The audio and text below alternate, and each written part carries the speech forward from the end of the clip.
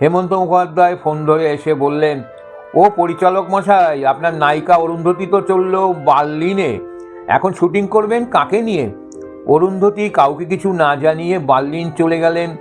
নমস্কার বন্ধুরা, আমি তনুপ বলছি।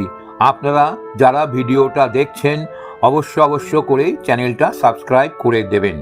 পরিচালক অসিত সেন জীবন তৃষ্ণা ছবি করতে গিয়ে প্রথমেই ঠিক করে নিলেন জীবন তৃষ্ণার মিউজিক ডিরেক্টর করবেন হেমন্ত মুখোপাধ্যায়কে।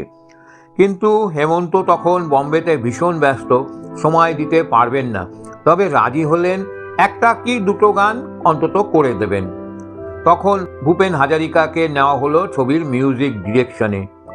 বড় বাজেটের ছবি, উত্তম কুমার, অরুন্ধতী দেবী, পাহাড়ি সান্যাল, বিকাশ রায়, চন্দ্রাবতী দেবীরাও ওই ছবিতে ছিলেন। গান গাইবেন হেমন্ত, ভূপেন, লতা, উৎপলা। মিউজিক টেক বম্বেতে করবেন ঠিক করলেন পরিচালক। উৎপলা সেনের আবার প্লেনে খুব ভয়, সেসব দিয়ে বম্বে মেলে উঠে বসলেন সবাই। এদিকে তখন গরমকাল, বুদ্ধি করে 1 টন বরফ কামরার মধ্যে ওনারা নিয়ে নিলেন, আর সেটাই সর্বনাশ করে দিল। বম্বে পৌঁছে ওনারা দেখলেন সুটকেস ভিজে একাকার।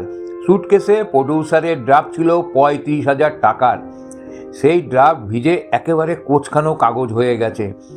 এবার ত্রাতার ভূমিকায় এলেন হেমন্ত কুমার বা হেমন্ত মুখোপাধ্যায়।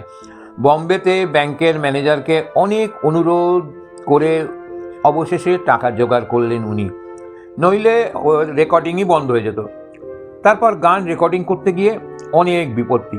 উত্তম কুমারের লিপের গান সাগর সঙ্গমে কত সাঁতার কেটেছি ঠিক ছিল হেমন্ত গাইবেন, কিন্তু হেমন্ত মুখোপাধ্যায় বললেন, এই ভূপেনের প্রথম কাজ, উত্তমের লিপে ওর গানই থাক, ওই গানটা ভূপেনই করুক।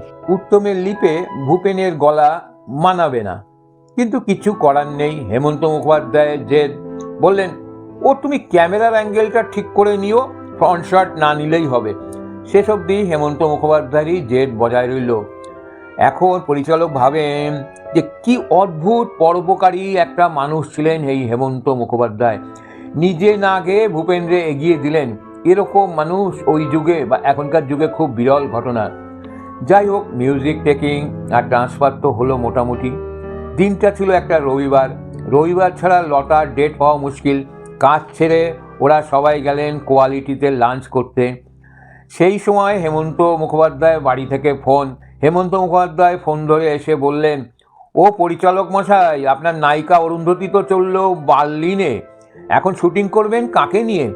অরুন্ধতী কাউকে কিছু না জানিয়ে বার্লিন চলে গেলেন। এদিকে উত্তম, বিকাশ, এদের ডেট ঠিক হয়ে গেছে, কলকাতার সেট রেডি হচ্ছে, মাথায় হাত পড়ার জোগাড়। এই পরিচালকের আগের দুটো ছবি পঞ্চতপা এবং চলাচলের নায়িকা অরুন্ধতী এই রকম ব্যবহার করবে এটা উনি ভাবতেই পারেননি। সেই সময় হেমন্ত মুখোপাধ্যায় যোগাযোগ করলেন সুচিত্রা সেনের সঙ্গে। উত্তম সুচিত্রার অন্যতম মাইলস্টোন ছবি হয়ে গেল জীবন তৃষ্ণা। আজও মনে হয় হেমন্ত মুখোপাধ্যায় না থাকলে হয়তো ছবিটাই হতো না, এইটাই পরিচালকের ধারণা। তাহলে দেখলেন হেমন্ত মুখোপাধ্যায় কত পরোপকারী ভালো মানুষ ছিলেন। তখনও এখনও এই ধরনের মানুষ সত্যি বিরল হয়ে গেছে। আপনারা ঘটনাটা শুনলেন, আপনাদের কেমন লাগলো জানিয়ে লাইক শেয়ার করে দেবেন এবং অতি অবশ্যই একটা সাবস্ক্রাইব করে দেবেন। নমস্কার।